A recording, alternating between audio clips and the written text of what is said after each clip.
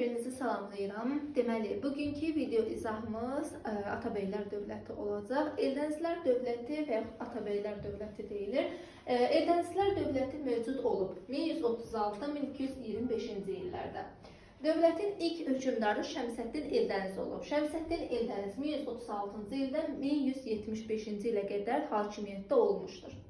Şəmsəddin Eldəniz İraq Səlcuq Sultanlığında xidmət etmiş bir əmir olub. İraq Səlcuq Sultanlığı da 1118-1194-cü illərdə mövcud olmuşdur. Şəmsəddin Eldənizə əmir titulunu verib 2-ci Toğrul, yəni İraq Səlcuq Sultanı olan 2-ci Toğrul Şəmsəddin Eldənizə əmir titulunu vermişdir. Eldəniz Arslan Şahın Atabəyi olmuşdur. Aranı İqta kimi Eldənizə vermişdi Sultan Məsud və Aranın da mərkəzi o zaman Bərdə şəhəri idi.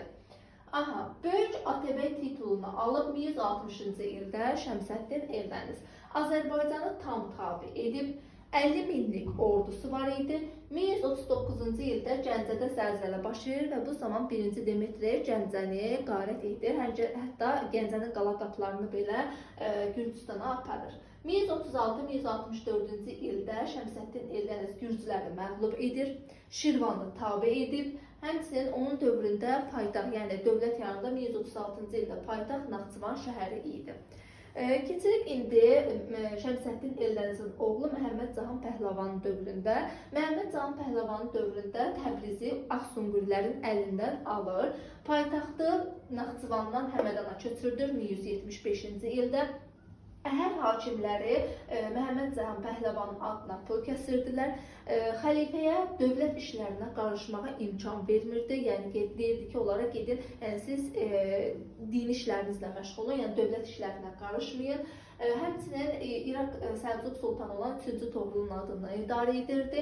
Ölkəni oğulları arasında bölmüşdü. Səlcuq əmirlərinin əlindən torpaqları alır və öz yaxın adamlarına torpaqları paylayır. Azərbaycanın idarəsini qardaşı Qızıl Arslana həvalə etmişdi. Həm o zaman da Azərbaycanın mərkəzi Təbriz şəhəri idi. Qızıl Arslan isə Məhəmməd Cahan Pəhləvanın oğlu Əbubəkirin Atabəyi olmuşdur. Qızıl Arslanın dövrü isə 1186-1191-ci ildə hakimiyyətdə olmuşdu. O, paytaxtı dediyimiz kimi mərkəzi Təbriz şəhəri idi. 3-cü Toğrulun adından idarə etmək istəyirdi. Ancaq 3-cü Toğrul buna razı olmur və onlar arasında 1190-cı ildə Həmədan döyüşü olur və Qızıl Arslan 3-cü Toğrulu məğlub edir.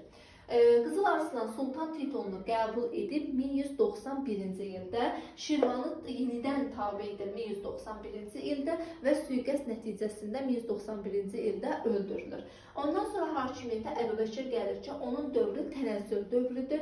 1194-cü ildə Xarizmşahlarla Atabəylər arasında döyüşdə Xarizmşahlar qalib gəlir, Atabəylər məğlub olur. 1197-ci ildə isə Xarizmşahlar məğlub olur, Atabəylər qalib gəlir. Daha sonra 1311-ci ildə erməni gürcülərin buraya yürüşləri vardır. Sonuncu hökmdar isə Özbəyin dövründə dövlət 1225-ci ildə Xarizmşahlar tərəfindən süquta uğrayır. Belə Atabəylər dövləti ilə bağlı vacib əsas məqamları sizlərə qeyd etdim.